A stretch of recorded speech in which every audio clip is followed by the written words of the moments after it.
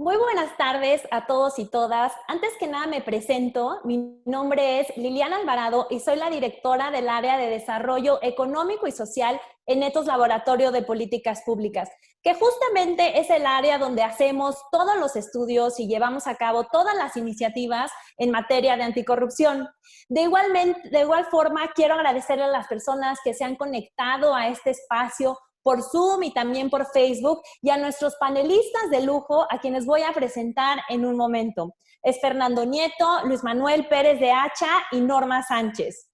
Para estos resulta sumamente importante organizar un webinar como este, que está abierto al público y que reúne a académicos, a sociedad civil y a expertos en anticorrupción para intercambiar ideas sobre cuáles son los principales retos del Sistema Nacional Anticorrupción y también para poder discutir cómo se vislumbra dicho sistema frente a la coyuntura actual. Para aquellas personas que, como yo, dedicamos una muy buena parte de nuestro tiempo analizando el combate de la corrupción, no solo en México, sino en todo el mundo, pues el SNA nos ha dejado una serie de emociones contrastantes a lo largo de su corta vida.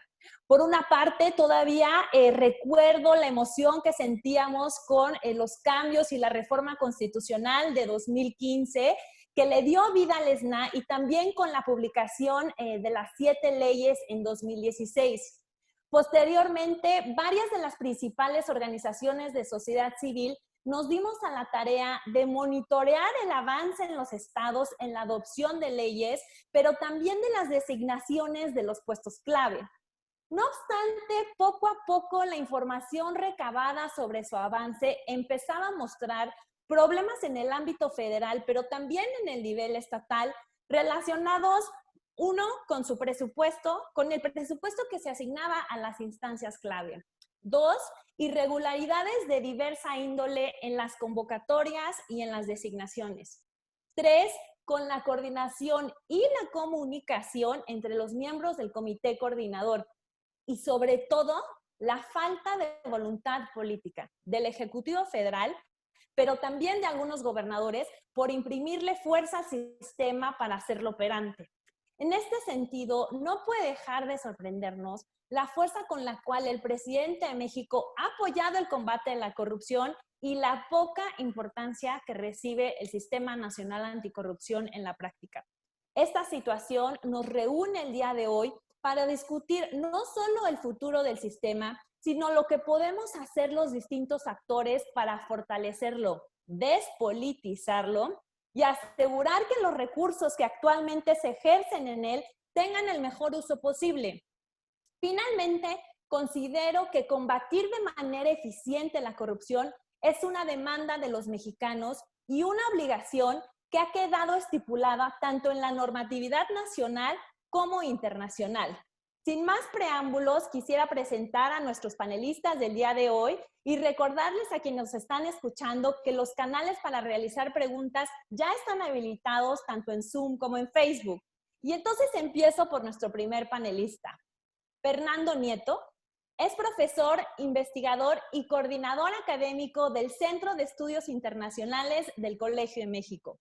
Sus principales líneas de investigación incluyen el cambio y organización del sector público, la corrupción administrativa, así como la profesionalización de la función pública.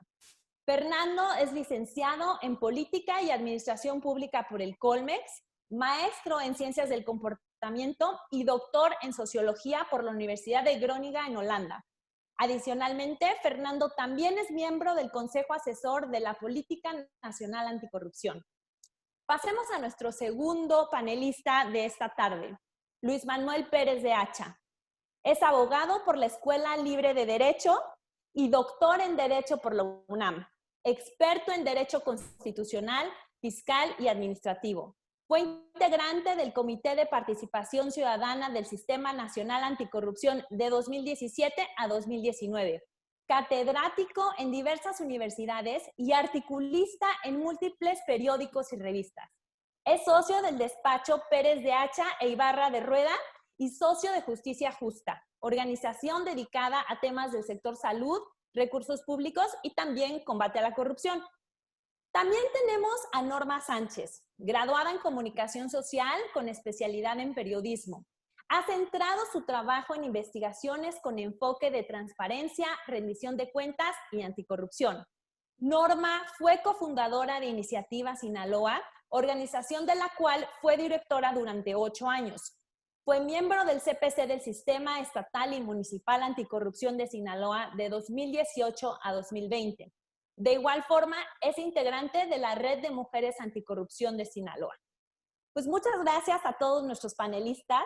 Pasaremos entonces a la primera pregunta del día y si están de acuerdo podemos contestarlas en el mismo orden en el que los presenté. Es muy importante mencionar que las opiniones que se hagan en este webinar son a título personal.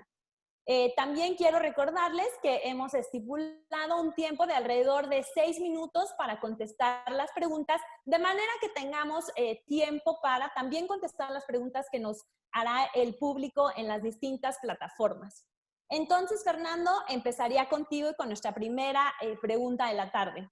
Desde tu punto de vista, ¿qué destacarías como positivo, mejorable y negativo del Sistema Nacional Anticorrupción a 5 años de su creación? Muchas gracias, Liliana. Muchas gracias por la invitación a Ethos para participar. Y me da mucho gusto ver a Luis y a Norma. Pues mira, un poco la pregunta es qué es lo bueno, lo malo y lo feo, ¿no? del SNA.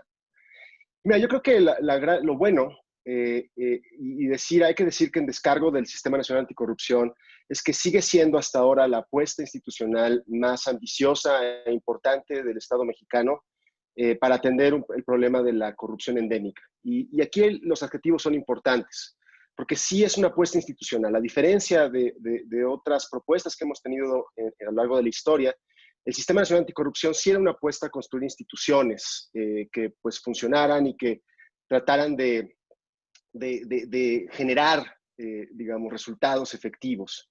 Ni siquiera el gobierno actual, por ejemplo, en el tema de la corrupción, que fue tan importante durante la campaña, ha tenido una propuesta similar o una visión comparable a la del Sistema Nacional Anticorrupción o la reforma anticorrupción del 2015. Y es que la reforma del 2015 sí tuvo esta visión de la corrupción como un fenómeno complejo, con ramificaciones y raíces en políticas, sociales, económicas, pues distintas, complejas, que implicaban la coordinación y la cooperación del Estado mexicano en su conjunto y una vinculación muy estrecha con la sociedad. Compara esta visión, por ejemplo, con la idea más, por ejemplo, del presidente, de la corrupción como una cuestión de poner el ejemplo o de barrer las escaleras de arriba hacia abajo, ¿no? Entonces, hay dos visiones muy distintas. Yo creo que esa visión ahí es donde está el gran mérito del Sistema Nacional Anticorrupción, en enfrentar antes que evitar la complejidad del problema público y de sus repercusiones. Hay que decir además que también fue un modelo que, al menos en términos formales estrictamente, se adoptó relativamente rápido. ¿Sí? Los 2 primeros años, por ejemplo, la implementación del sistema, pues, digamos, llevaron hacia una armonización legislativa a nivel nacional, es decir, la federación, pero también los estados, que pues más o menos ya concluyó, y también a la conformación de las distintas instancias. Y esto también ha sido, pues, yo creo que un mérito en sí mismo. Ahora, con todo, es cierto también que el diseño que planteó la reforma del 2015 es muy complejo y se basa en supuestos de coordinación intersectorial, intergubernamental, interorganizacional, que son valientes, por ponerlo delicadamente. El resultado, entonces, es que tenemos un Sistema Nacional Anticorrupción que debe transitar una trayectoria de implementación pues, muy compleja, repleta de obstáculos, llena de muchos retos, y que terminó produciendo un sistema muy cuestionado, muy asimétrico y de una operación muy complicada. Ahora, debo decir, sin embargo, que yo no soy de la gente que cree que el Sistema Nacional Anticorrupción está en parálisis, porque no es cierto. Yo creo que hay partes del sistema nacional a nivel nacional, tanto de los sistemas locales, que sí han hecho cosas, y eso hay que decirlo también, pero sí creo que se enfrenta a problemas de diseño organizacional y de maniobra política, déjame ponerlo así, que aún no se han resuelto y que quizá no fueron advertidos por los arquitectos de la reforma anticorrupción, ¿no? Y en ese sentido creo que lo mejorable del sistema pues cae en al menos dos grandes ámbitos. Por un lado, en tratar de reducir las asimetrías dentro del sistema, particularmente en lo que se refiere al papel que juegan los ciudadanos en el Sistema Nacional Anticorrupción y en los sistemas estatales. ¿Sí? Yo creo que hay que renovar y robustecer el papel que tienen los CPCs, los comités de participación ciudadana, no solamente, digamos, en sus funciones y atribuciones, sino también en su papel dentro del mecanismo de coordinación. Y por el otro lado, creo que hay que mejorar el sistema de incentivos y alicientes para, digamos, para lograr una coordinación más efectiva a través de quizá cambios concretos en el marco normativo de los sistemas, ¿no? Cambiar, por ejemplo, la correlación de fuerzas dentro de los comités coordinadores, ¿no? Hasta ahora, por ejemplo, los CPCs tienen solamente un voto dentro del comité coordinador. Pero también generar incentivos para que los ciudadanos puedan realmente dotar de sentido estratégico a estos sistemas. Y quizá, por cierto, ya para terminar, a razón de todas de estas áreas de oportunidad, es que el escenario en que nos encontramos, y aquí es un poco lo malo del sistema, es que estamos ante un escenario pues muy poco halagüeño, creo yo. Ya lo decías tú en tu introducción, Liliana, pero sí creo que persisten los cuestionamientos sobre la efectividad y la importancia del Sistema Nacional Anticorrupción. Las críticas, de hecho, nunca han sido acalladas y en algunos casos han ido incrementando. A nivel nacional, el presidente López Obrador, por ejemplo, ha sostenido que el sistema es un gasto innecesario y hasta lo ha tachado de simulación, por ejemplo. El gobierno federal básicamente ha ignorado al Sistema Nacional Anticorrupción, no hay esfuerzos de colaboración efectiva. De hecho, el gobierno federal acaba de generar un nuevo comité técnico de información, de combate a la corrupción, con una conformación y con funciones muy similares a las del Comité Coordinador del Sistema Nacional Anticorrupción.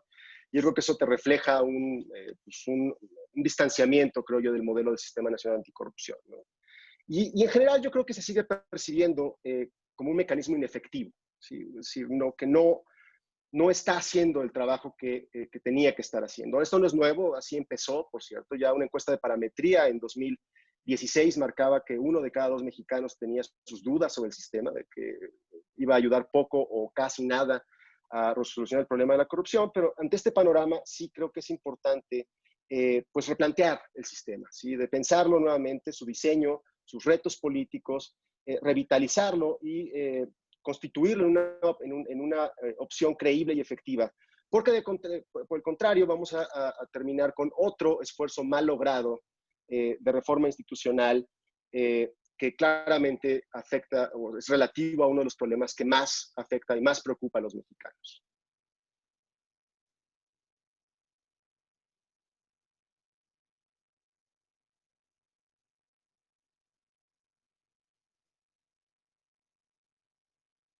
Perdón. Muchas gracias, Fernando. Creo que haces comentarios muy importantes que están sobre la mesa, sobre el sistema, sobre la necesidad de replantearlo, de repensarlo, de reformularlo. Creo que son, pues, temas que todos lo tenemos sobre la mente. Creo que sí hay personas que consideran y expertos que el sistema está moribundo y que, como tú dices, pues en ese sentido necesita que se le impriman los mecanismos necesarios para apuntalarlo y para fortalecerlo. Y bueno, pues me encanta que tengamos este webinar porque en ese sentido podemos escuchar las opiniones de los otros 2 ponentes a este respecto. En este sentido, te cedaría la palabra, Luis Manuel.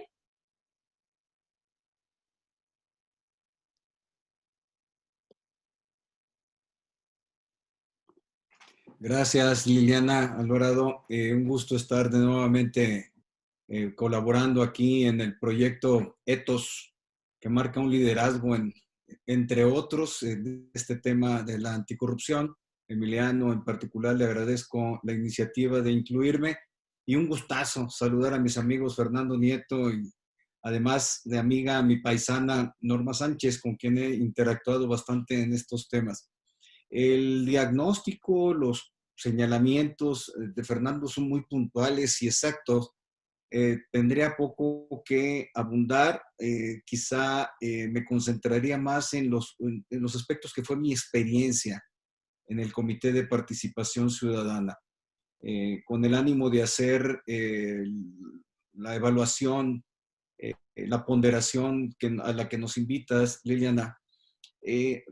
Fue un modelo intrépido, realmente, el del Sistema Nacional Anticorrupción, y llevado a nivel constitucional, sí fue un acto valiente. A veces me entran mis dudas si fue auténtico por parte del gobierno federal, pero como no tengo muchos elementos para juzgarlo, salvo que no su campaña lanzada de manera llamativa en mayo de 2015 no se tradujo en acciones concretas. Pero para mí, la parte más importante, y lo he señalado en diversos momentos, cuando fui integrante del Comité de Participación Ciudadana y después de que renuncié a la posición, lo más importante es que la participación ciudadana se le dio una legitimación institucional de tipo jurídico, político, social y hasta mediático. Yo creo que ese fue lo que ordenó, lo que lanzó y animó. Hubo un eco a nivel nacional, en una esperanza, en una expectativa de que se podría avanzar. Y yo creo que se avanzó bastante. Sí, creo que se avanzó bastante. Como modelo, si nosotros lo vemos en el papel, es fabuloso. Ya en lo operativo, presentó los problemas que apuntó Fernando, y que creo yo que en gran parte los tropiezos, los atorones que tuvo el sistema fue por dos motivos. Uno, muchos órganos colegiados. Están los CPCs, 5 a nivel nacional, y los CPC estatales, que son horizontales. Ahí no había un tema, no existe un tema de jerarquía, es un trabajo horizontal de coordinación, de unión, de generación de ideas muy, muy interesante. Yo creo que a Norma y a mí nos puede constar eso ya en lo vivencial. Pero al momento de ser colegiado, incorporarse a otros órganos colegiados, el comité coordinador, pues la operación se empezó a pausar. Y eso, para el nivel ejecutivo que esto necesita, presentó problemas operativos muy importantes. El otro aspecto, para mí, es el tema presupuestario, con el que luché durante los 2 años que estuve como integrante del CPC. Sin recursos humanos, sin recursos materiales y sin recursos presupuestarios, no hay forma de hacer el trabajo. No hay forma. El CPC Nacional obtuvo en comodato unas oficinas de la Auditoría Superior de la Federación, pero pues eso era uno de los aspectos que tenían que satisfacerse: papelería, computadoras, líneas telefónicas, lápices, plumas. Eso tenía que salir del propio bolsillo de los integrantes del Comité de Participación Ciudadana, y de eso hay muchas anécdotas. ¿Cómo poder articular una operación efectiva si no se tienen las herramientas de trabajo? A mí me tocó interactuar con varios CPC en los estados, de manera muy, muy interesante, y las reuniones eran en oficinas privadas, algunos de los integrantes eran en restaurantes, en cafeterías, lo cual hacía las reuniones productivas, pero no era el formato ideal para trabajar. Estos dos elementos y el presupuestario, que a mí me llamó mucho la atención en los 2 años que estuve en el CPC, no hubo eco. como que no hubo posibilidad de hacer un trabajo de convencimiento de que sin herramientas, ¿cómo trabajar? El modelo, ahora que entró en vigor el TMEC, el 1 de julio, yo creo que el capítulo 27 podría ser, en materia de anticorrupción, podría ser el impulso que necesita el Sistema Nacional Anticorrupción. La Administración Pública Federal tiene aliados al sistema. Eso no hay duda. El presidente que lleva la voz de mando en estos temas ciertamente no ve y lo dijo desde que era candidato, con agrado el Sistema Nacional Anticorrupción, pero yo creo que el diseño es bueno, el reto es modernizarlo, adecuarlo a las circunstancias y dejar atrás la experiencia para relanzar el sistema.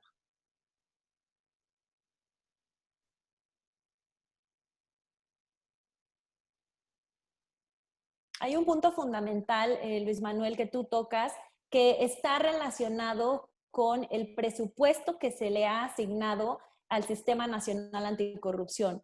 Y muchas de las personas que nos acompañan hoy sabrán que Ethos ha estado muy activo y presente en esa discusión, y es por eso que nosotros hemos remarcado la importancia de tener un anexo transversal anticorrupción, y básicamente la finalidad de ese anexo es saber cuántos recursos se están ejerciendo en el combate de la corrupción y sobre todo si son recursos que se están ejerciendo de manera eficiente o no. En este sentido, estamos contigo en la necesidad de que no solo sepamos cuál es la asignación exacta de la Secretaría Ejecutiva o del CPC, sino de todo el sistema, y que podamos evaluar la ejecución de esos recursos. Muchas gracias, Luis Manuel, y pasamos contigo, Norma.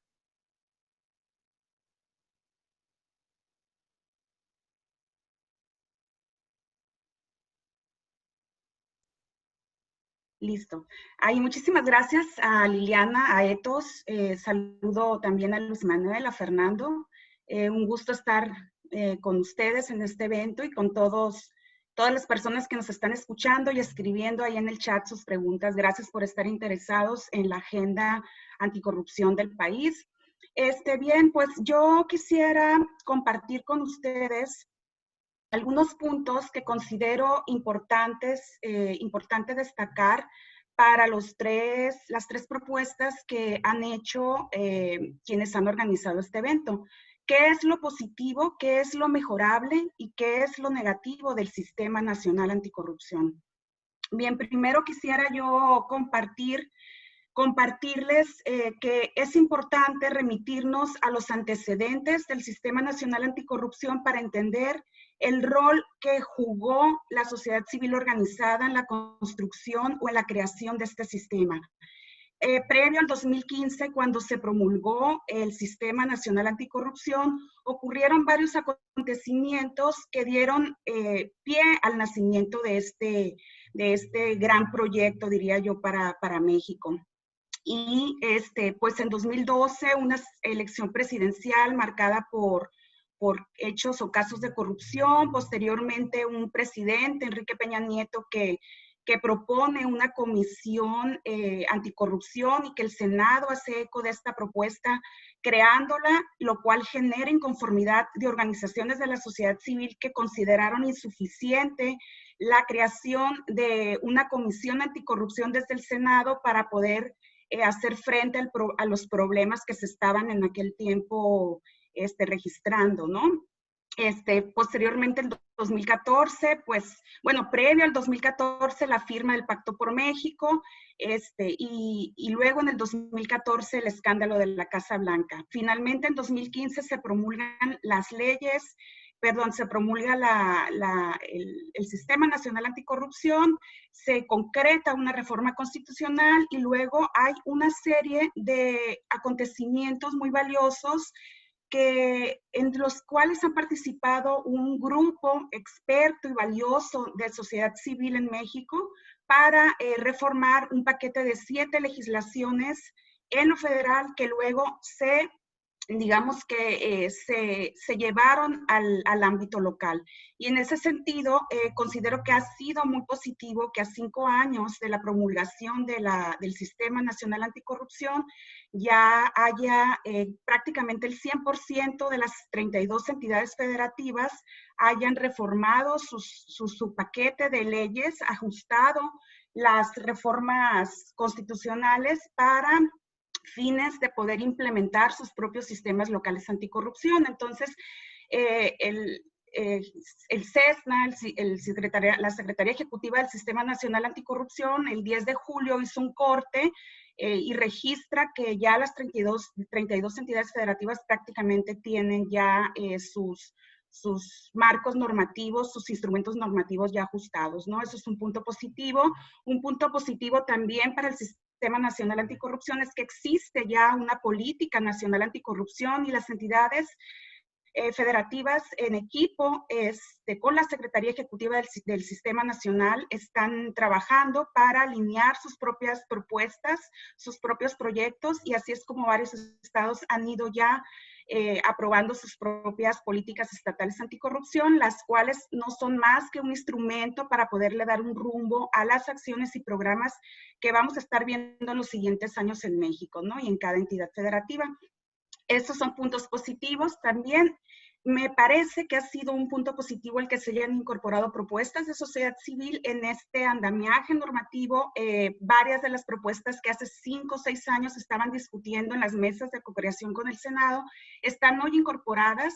Una de ellas es el hecho de que haya un solo órgano, un comité coordinador que aglutine a 7 instituciones competentes en materia anticorrupción con el ingrediente y el distintivo que ya mencionó Luis Manuel, que es el de la participación ciudadana. Mejorable, pues hay varios puntos que hay que mejorar.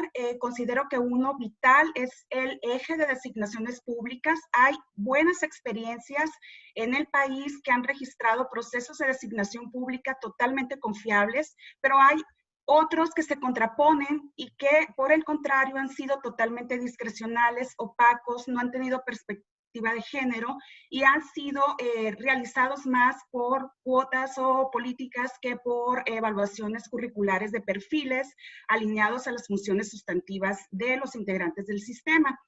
Hay puntos negativos también que creo que no se haya incorporado en toda esta política nacional anticorrupción, el hecho de que no se hayan incorporado incentivos a la cooperación que tienen que ver con recompensas a los denunciantes que puedan ayudar a restituir los daños causados. Este es un punto muy negativo. La ciudadanía no se anima a denunciar, o sea, hay una seria carencia en ese sentido y es porque no hay incentivos para hacerlo.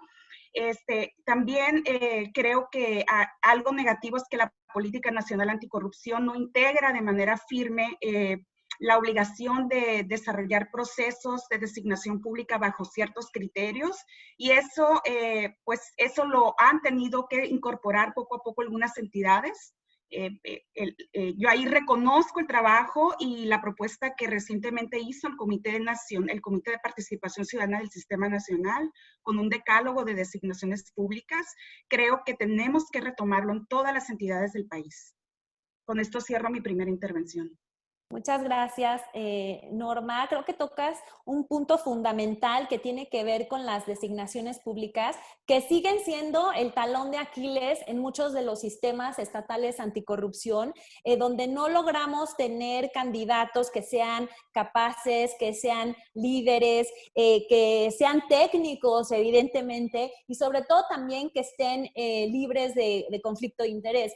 Y en el tema de la denuncia, Norma, yo también querría apuntar que también tenemos pendiente en el Senado una ley de protección a los denunciantes, ¿no? Entonces, también este es otro tema que tenemos que impulsar y ver la forma de que se destrabe desde el Congreso, porque creo que es fundamental para el sistema, y no solo para el sistema, sino también para el cumplimiento del artículo 27 de anticorrupción del TEMEC. Muchas gracias y con ello entonces pasaríamos a la segunda pregunta de la tarde, que sería, Fernando, que en tu opinión, ¿cuál es el mayor problema que enfrenta el SNAP? ¿La falta de voluntad política para hacerlo funcionar o su diseño? y qué podríamos hacer para solucionarlo. Sí, gracias, Liliana. Yo creo que son los dos, la verdad es que creo que el reto es doble, no está desligado. El problema del diseño organizacional y jurídico del Sistema Nacional Anticorrupción incide directamente en el posicionamiento que pueda tener en general o los actores que lo conforman. Y por lo tanto, afecta necesariamente la voluntad de los actores institucionales para participar o no en el mecanismo de coordinación que se encuentra en el corazón del Sistema Nacional Anticorrupción y de los sistemas estatales anticorrupción. Esto también quiero ser enfático en esto, porque cuando pensamos en el Sistema Nacional Anticorrupción, usualmente lo que queremos decir es el CESNA nacional, la CESNA y el Sistema Nacional, pero también en los estados hay una diversidad enorme en términos de retos y pues de oportunidades que tenemos que considerar. Ahora, yo creo que en general hay tres grandes retos, un poco de nuevo, respondiendo a esta lógica de que son las dos cosas, ¿no? El primero tiene que ver con la legitimidad del Sistema Nacional Anticorrupción, de los sistemas estatales y el posicionamiento que deben tener particularmente los ciudadanos, ¿no? El CPC, si es que en efecto estamos considerando al CPC como este nodo estratégico, digamos, del Sistema Nacional Anticorrupción. Es un posicionamiento que hace falta de cara hacia el Estado, ciertamente, un poco lo que ya venía diciendo Luis, por ejemplo, pero también es un posicionamiento frente a los ciudadanos. Yo creo que muchos ciudadanos siguen pensando en el Sistema Nacional Anticorrupción como una cosa que pone gente en la cárcel, básicamente, ¿no? Y eso no es lo que hace ni el CPC ni el Sistema Nacional Anticorrupción necesariamente, ¿sí? Creo que hay más bien lo que tiene que comunicar, y es un reto, es cómo es que esta agenda enorme de lo que llamamos la agenda anticorrupción o de la buena gobernanza se puede articular y se puede comunicar de manera más efectiva. Y en esto creo que hay un reto importante, hay muchos temas pendientes, ya mencionaban algunos de ustedes, denuncias, pero otro, por ejemplo, es el de la profesionalización del sector público. Otro tema, por cierto, que está un poco perdido en la discusión y que es, por cierto, uno de los temas centrales de la política nacional anticorrupción, ¿no? Pero que, de nuevo, todavía no hemos visto un reflejo de este y otros temas en herramientas concretas y su adopción organizacional, digamos, por los distintos gobiernos mexicanos. Un segundo reto es el de la eficacia, y aquí, de nuevo, regreso al mecanismo de coordinación. Las asimetrías que existen dentro de los comités coordinadores, ¿no? De nuevo, los CPCs, por ejemplo, siguen operando en una condición de desventaja enorme frente a las burocracias públicas que conforman el comité coordinador. Yo creo que es importante repensar cuáles son los incentivos y cuáles son los mecanismos que tiene este CPC para tratar realmente de lograr su cometido. O viceversa, cuáles son los mecanismos que vamos a poner para poner incentivos para que los actores institucionales se coordinen entre ellos efectivamente y realmente participen no solamente en la formulación y el análisis, sino también en la producción de inteligencia organizacional que es necesaria no solamente para cumplir las funciones del Sistema Nacional Anticorrupción, sino también para resolver el problema público, ¿no? El gran pendiente sigue siendo, por ejemplo, la plataforma digital nacional, que todavía sigue sin operar, que es una especie que todavía está un poco en conceptualización, con algunos desarrollos muy puntuales, pero que todo sigue siendo un pendiente, digamos, ¿no? Y finalmente está la parte de la efectividad de los instrumentos. Sí creo que ha habido varias iniciativas, sí creo que ha habido muchos esfuerzos. De nuevo, hay que mirar a los estados. Yo creo que hay estados que están haciendo cosas muy interesantes, hay otros que no. Pero de nuevo, hay que ver qué instrumentos están saliendo, qué instrumentos están proponiendo, más allá de estrictamente las políticas anticorrupción, sino también esfuerzos, por ejemplo, en el área de compras públicas, en áreas relacionadas con difusión y educación. Todos estos instrumentos son importantes, hay que documentarlos y hay que estudiarlos. Y está el tema de los recursos, por cierto, que no solamente es el de los recursos presupuestales, también el de los recursos informativos y el de los recursos humanos. Aquí, de nuevo, regreso a los CPCs. Los CPCs sí están operando pues un poco al margen de los recursos en muchos casos. En algunos casos, por ejemplo, no les han pagado sus honorarios. Caso de Veracruz me viene a la cabeza ahora, donde durante mucho tiempo no les pagaron los CPCs, a pesar de que la ley local les prohíbe dedicarse a otra cosa, ¿no? Entonces, claramente el tema de los recursos recursos importante, el tema de no solamente los instrumentos, sino también de la dotación de los recursos. Y todo esto, y cierro con esto, yo soy de la opinión de que el problema del Sistema Nacional Anticorrupción y de los sistemas estatales anticorrupción yace en las tripas del sistema, déjame ponerlo así. Un poco parafraseando a Juan Linz, un politólogo, yo creo que la correcta operación y consolidación de un sistema como el Sistema Nacional Anticorrupción tiene más que temer de sus actores internos y de la actuación desleal que puedan tener estos actores, antes que de sus detractores externos, ¿sí? En ese sentido, la ineficacia y la inefectividad de las partes que conforman los sistemas nacional y locales, pues puede ser una amenaza directa aún mayor que el desdén de algunos actores políticos. Muchísimas gracias, Fernando. Hay tantas cosas que quisiera comentar y tampoco tiempo, pero rápidamente no quiero dejar de hablar sobre algunas de las prioridades del Sistema Nacional Anticorrupción, y como tú lo has mencionado, una de ellas está relacionada con la profesionalización del sector público, y es un ejemplo de varias de las prioridades, y cómo, por ejemplo, pues nos va a ser muy complicado realmente ejecutar esta prioridad en un contexto en el que no se acaba de entender exactamente en qué consiste un sistema profesional de carrera, que tiene que ver con el momento en el que se selecciona a la gente, con los méritos, con un desarrollo profesional, con un esquema de incentivos para ir avanzando y premiando un buen desempeño, y que desafortunadamente ahorita todo lo que estamos viendo en torno a la burocracia mexicana pues va en el sentido contrario de un sistema profesional de carrera, ¿no? Entonces, esos son temas que vamos a tener que atender e ir puliendo para que de alguna manera la política nacional anticorrupción tenga un sentido, ¿no? Y que realmente sea integral. Muchísimas gracias, Fernando, y pasaremos con Luis Manuel, por favor.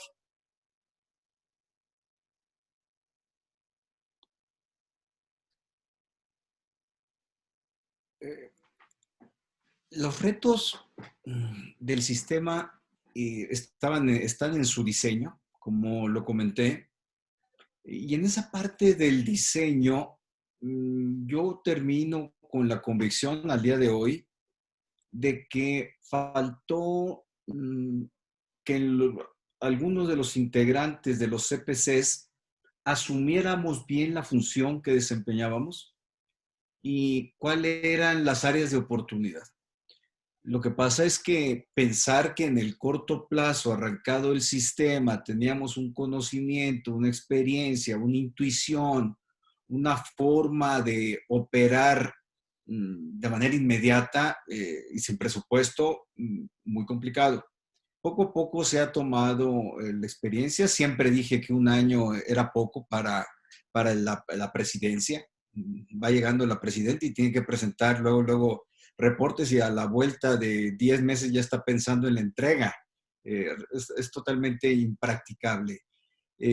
Pero en esa asunción de responsabilidades y de funciones, un aspecto importante que nunca terminamos de colocar bien los que hemos sido integrantes de los CPCs, y que Fernando ya apuntó, es nosotros nos corresponde auditar, fiscalizar, investigar en el sentido ministerial, para efectos penales, ni en el sentido administrativo, que es un trabajo a nivel federal de la Secretaría de la Función Pública y a nivel nacional de la Auditoría Superior de la Federación. Eso no es el trabajo, no nos corresponde juzgar, no nos corresponde, no corresponde a los integrantes hacer acusaciones mediáticas carentes de fundamento.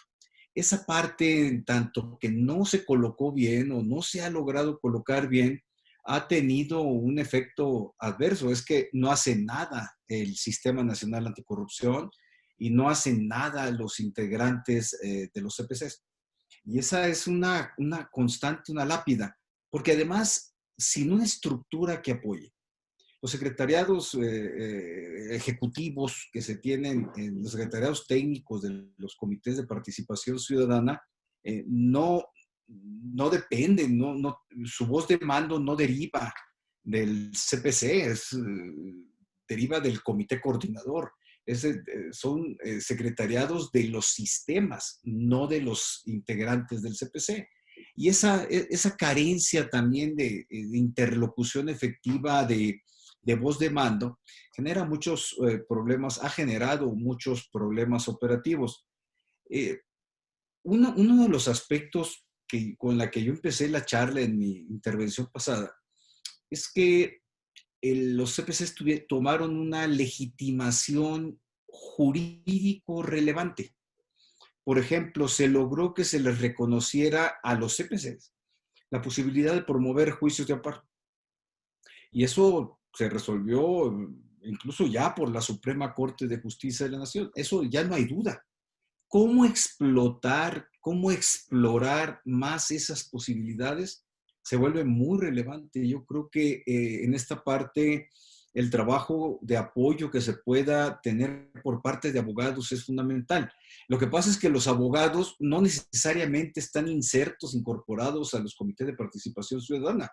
Y para lograr que se sumen a los esfuerzos de los CPC, pues tiene que ser un trabajo pro bono, y al momento que trae esa característica, el trabajo no cobrado, sin honorarios, pues también la capacidad del CPC para demandar un acompañamiento más efectivo, veloz, pues también está menguado. Y eso ha generado mucha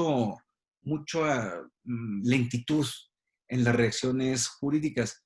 Pero también la agenda, precisamente por no asumirse o no haber pasado por un proceso de aprendizaje de las funciones y las responsabilidades que corresponden a los CPC, y como no tienen un carácter permanente, es decir, no es un órgano ejecutivo que trabaje 24/7, los esfuerzos se diluyen fácilmente.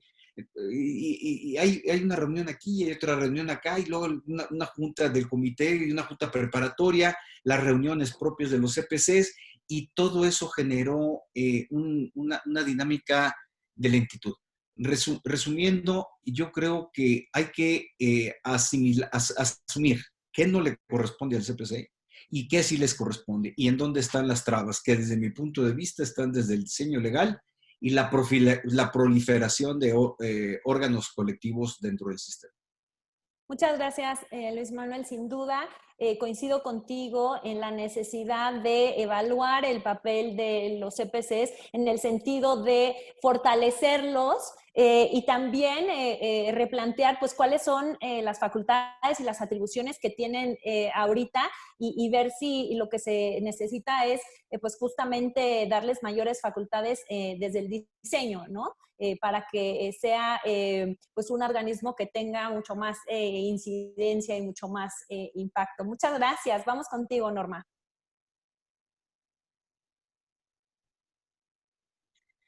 Sí, muchísimas gracias, Liliana. Bueno, en este punto yo quisiera destacar algunas experiencias locales, también aprovechando ya el ejemplo que ha puesto Luis Manuel al hablar de algunos obstáculos, algunos retos que se presentaron cuando él fue parte del Comité de Participación Ciudadana del Sistema Nacional.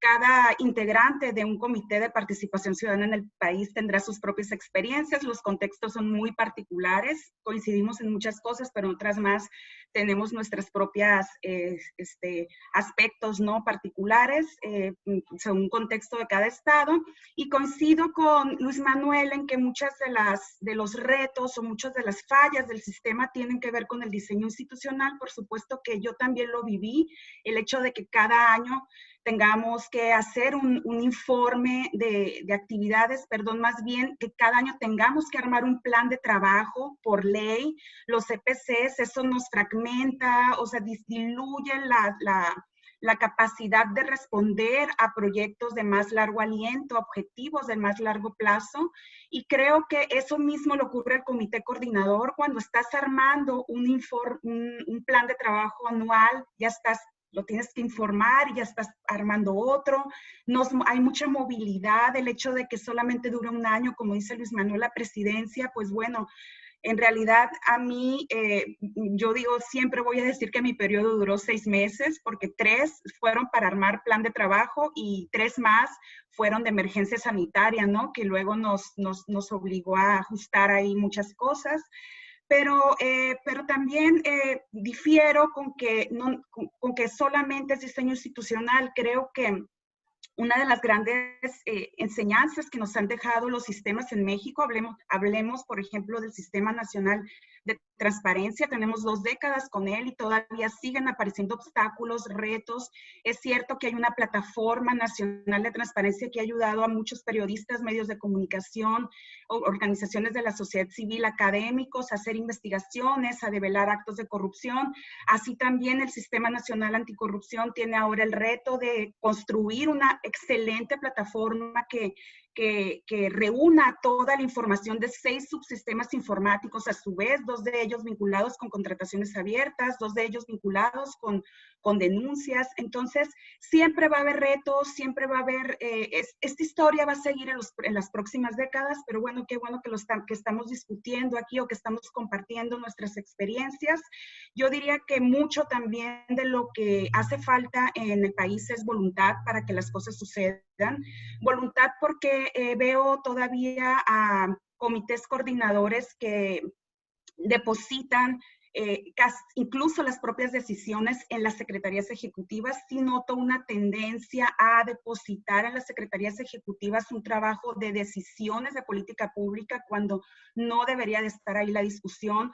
Los comités coordinadores, la esencia del Sistema Nacional Anticorrupción y de los locales está en ese órgano que está integrado por 7 instituciones y hay que tener discusiones a fondo, y no veo a instituciones públicas con competencias en materia anticorrupción discutiendo el problema de corrupción de fondo. No los veo discutiendo, por ejemplo, cómo vamos a evitar el desvío de recursos en el 2021. No los veo o no nos vemos, hablando, incluyéndome, discutiendo cómo vamos a evitar la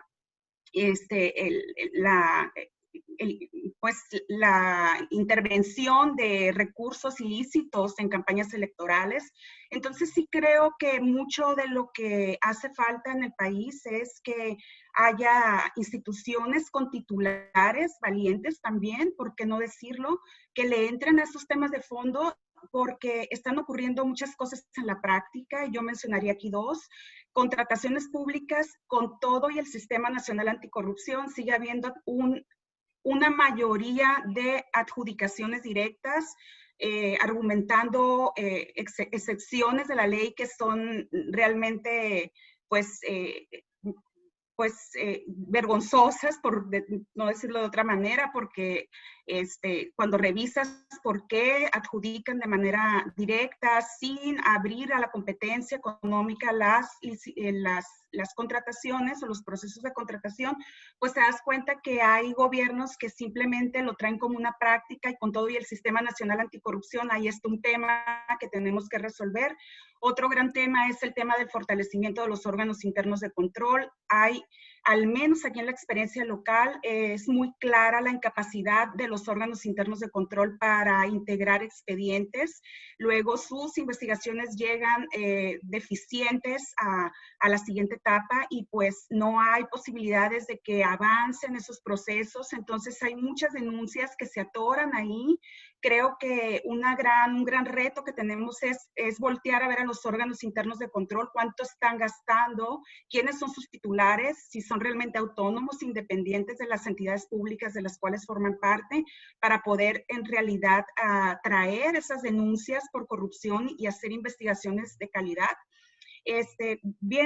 Veo varios retos. Creo que así como hemos en algún tiempo discutido los retos del Sistema Nacional de Transparencia que antecedió a este sistema, pues vamos a seguir topándonos con obstáculos, y muchos de ellos sí tienen que ver con la falta de interés de las propias instituciones públicas que integran el Sistema Nacional Anticorrupción y los 32 entidades federativas que la componen. sin duda, Norma, el tema de las contrataciones públicas pues nos debe de preocupar. Mexicanos contra la Corrupción y la Impunidad tienen una estimación de que alrededor del 80% de todas las contrataciones públicas son adjudicaciones directas, e incluso la Coparmex tiene un dato que es más alarmante y dice que son 9 de cada 10 contrataciones, ¿no? Entonces, creo que sí tenemos que monitorear lo que está sucediendo en ese sentido. Y bueno, pues con Norma cerramos esta primera parte. Ahora pasaremos a nuestra ronda de preguntas y respuestas. Para ello, invito a todos nuestros panelistas, pero también a Emiliano Montes de Oca, que es nuestro investigador en temas de anticorrupción, quien nos va a hacer favor de leer algunas de las preguntas que han llegado tanto por Zoom como por Facebook. Muchísimas gracias. Muchas gracias, Liliana, y muy buenas tardes a todos. Debido al tiempo, me voy a permitir leer un par de preguntas nada más. Seleccionaremos una de Zoom y otra de Facebook. Si gustan, primero leo las preguntas y posteriormente, en el mismo orden, van respondiendo cada uno de los ponentes. La primera es, ¿cómo se explica la propuesta de incorporar a la Unidad de Inteligencia Financiera al Comité Coordinador del Sistema Nacional Anticorrupción contra la postura del presidente, que lo califica como una simulación? Leo la segunda. ¿Cuál tendría que ser el rol del Comité de Participación Ciudadana ante el panorama que se ha planteado? Siguiendo el orden de los panelistas, empezaremos contigo, Fernando, si eres tan amable. Sí, muchas gracias por las preguntas.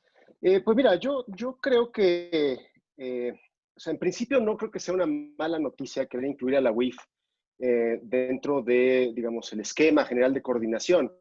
El problema es que yo creo que jamás entendió que la Secretaría de la Función Pública era el nodo coordinador de parte del gobierno federal. Es decir, la UIF tendría que coordinarse junto con otras instancias federales a partir de la acción de la Secretaría de la Función Pública como dependencia encargada en el gobierno federal del combate a la corrupción. Y en ese sentido, de nuevo, no es que esté yo en contra de incluir a otros actores, y podríamos hablar, por ejemplo, del INE, o podríamos hablar a lo mejor del INEGI, ¿no? Sino que más bien en este caso, pues la lectura que muchos han dado a este intento fue más bien como querer de nuevo cambiar la correlación de fuerzas y aumentar a un actor directamente dependiente del Ejecutivo en el Comité Coordinador Federal. Y por lo que toca a la segunda pregunta, yo soy de la idea, y aquí algo que dijo Norma me pareció muy interesante, y es que los CPCs no se han puesto de acuerdo en qué quieren hacer. Y lo que quieren hacer no necesariamente se deriva directamente de la lectura de sus atribuciones en ley. Tiene que haber una visión estratégica de cuál es el papel que van a jugar, que tienen los ciudadanos dentro de estos sistemas. Y hasta ahorita no tenemos. Existen varias visiones encontradas. Hay CPCs que se van por la parte más de formulación de políticas públicas, de crear programas. Hay otros que van por la parte más organizacional y quieren crear procedimientos. Hay incluso quienes se toman muy en serio la idea de que son denunciantes y que son personas que tienen que hacer un poco las veces de ministerio público, ¿no? Y están también los que están haciendo un poco, como dice un colega, las Fs, ¿no? Las fotos, el Facebook y los foros. Y la pregunta es, bueno, está muy bien todo esto, pero ¿cuál es la visión estratégica? ¿Cuál es el papel? Y eso me temo que es un problema de primer orden que tienen que resolver los CPCs y que hasta ahora no es claro. Porque si no lo resuelven, me temo, si no se ponen de acuerdo ellos, el problema de segundo orden, que es coordinarse con el resto del comité coordinador y dotarle de algún sentido, eso se vuelve todavía más complicado. Entonces, yo opino que el papel central que tendría que tener los CPCs es el de crear inteligencia organizacional, dotarle de sentido a los sistemas, de ser estratégicos. El tema de la corrupción es enorme. Los CPCs tendrían que estar haciendo un ejercicio de disección y decir, estas son las prioridades, aquí tenemos que entrarle. El tema ahorita son contrataciones públicas, por ejemplo. El tema ahorita es la elección del 2021, como decía Norma. Y eso hasta ahorita yo no lo veo, pero sospecho que esa sería mi propuesta, digamos. Muchas gracias, Fernando. Pasamos contigo, Luis Manuel. Tu opinión respecto a estas dos preguntas, por favor. Respecto de incluir en la UIF, también estaba la propuesta de incluir al SAT, pero mi planteamiento en esos aspectos es que primero terminemos de integrar lo que está, ¿no? Un aspecto clave, desde mi punto de vista, es a nivel federal el nombramiento de los magistrados anticorrupción. El sistema de responsabilidades administrativas y, por lo tanto, la aplicación de las sanciones correspondientes por faltas administrativas graves está trunco. Constitucionalmente no hay manera de aplicar las sanciones administrativas. Los únicos que pueden hacerlo son los magistrados anticorrupción. Punto. Hay una sala habilitada ahí, muy a la fuerza, desde julio de 2018. No, definitivamente no. Entonces, antes de nombrar, pues vamos integrando, ¿no? Y respecto de del futuro de lo que corresponde al CPC y las funciones, yo me sumo a lo que señala Fernando. Sí se requiere una visión de estrategia. No tenemos que estar compartida ni consensuada, pero además una visión estratégica muy poco estable, dado que año con año se está renovando el sistema, los está renovando, perdón, en los comités de participación ciudadana, y eso impide tener algo estable. No sé, yo no quiero repetir lo que ya he señalado. Sí hay un tema de diseño estratégico. La autonomía de los CPCs no es clara. Tiene que pasar por aprobación del comité, siempre que del comité técnico, y luego por el comité coordinador y la junta del órgano de gobierno. Es inviable un funcionamiento autónomo de los CPCs en tanto no se hagan los cambios legales pertinentes. Muchas gracias, Luis Manuel. Finalmente, pasamos contigo, Norma, por favor. Sí, muchísimas gracias. Respecto a la primera pregunta de integrar a la Unidad de Inteligencia Financiera al Sistema Nacional, creo que, como dice Luis Manuel, primero tendríamos que revisar qué estamos haciendo con los que estamos ahora. Yo soy más de la idea de que aprovechemos las facultades que ya están establecidas en la ley, de que el sistema firme convenios de colaboración con cualquier institución que exista en el país, y creo que en ese sentido no está limitada la participación de la Unidad de Inteligencia Financiera. Habría que preguntarse qué pasaría con las 32 entidades federativas, dado que no hay un homólogo a la Unidad de Inteligencia Financiera.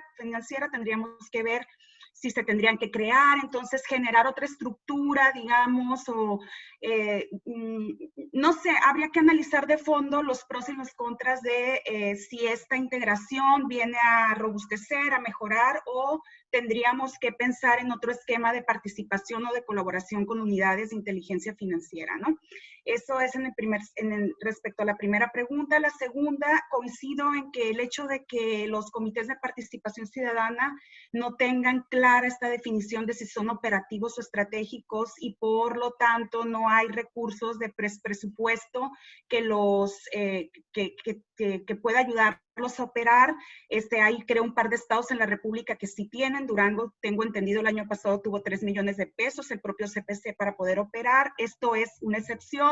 Hay estados como Sinaloa donde no hay recursos para ello, y donde, por supuesto, tampoco hay una apertura para que la propia Secretaría Ejecutiva apoye en ciertas labores. Yo les menciono dos: el tema de archivos, por ejemplo. Yo me topé con el hecho de que cómo vamos a resolver tanto documento, quién lo va a resguardar, cómo lo vamos a catalogar, cómo vamos a preservar que esa documentación que no es tuya pase a una siguiente presidencia. Entonces, eso sí me llevó en un mes, casi 100 horas de trabajo, poder resolver la integración de un buen archivo con clasificaciones y demás. Yo eché mano de amigos, de organizaciones civiles, pero este tipo de cosas de si es operativo o estratégico, el CPC, bueno, si es operativo y todo lo que tiene que realizar, no hay recursos, no hay presupuesto, el único recurso que hay es el humano, el de los 5 integrantes, no alcanza para hacer tanto. Entonces sí hay que resolverlo, y hay que al menos analizarlo, ¿no? Respecto a los planes estratégicos, hay estados que ya tienen planes estratégicos para poder operar desde los CPCs. Sinaloa no, o sea, no es un estado que haya trabajado con un plan estratégico. Lo veo como fundamental. Si no tienes un plan que te diga a dónde quieres llegar en 10 años, en 15 años, pues no le estás invirtiendo tiempo de calidad a este proyecto, ¿no? si es necesario pues eliminar esa vulnerabilidad que viven los CPCs, porque no tienen planes a largo plazo. Y pues los CPCs ya tienen funciones muy claras en la ley. Los CPCs son órganos de vinculación. Nuestra fuerza reside en el trabajo que hagamos con las organizaciones de la sociedad civil y el gobierno. Es decir, nosotros somos un ente que tenemos que, no hay más que discutir, nosotros tenemos que mover esas agendas, tenemos que hacer que las cosas pasen en las instituciones públicas, ¿no? Acá están las demandas de la sociedad civil, vamos llevándolas a las instituciones públicas, vamos abriendo más espacios de colaboración con estas organizaciones de la sociedad civil para que ambos se fortalezcan. Entonces, sí creo que lo que ya tiene como facultad el CPC es suficiente para hacer muchas cosas, falta que lo hagamos de manera estratégica, por supuesto. Así es, pues muchísimas gracias a todos y a todas. Gracias a nuestros panelistas por compartir pues su amplio conocimiento en la materia con todo el público, y también los invito a estar pendientes de nuestros siguientes webinars que por lo general anunciamos con mucha oportunidad en nuestras redes sociales. Gracias otra vez a todos. Hasta luego.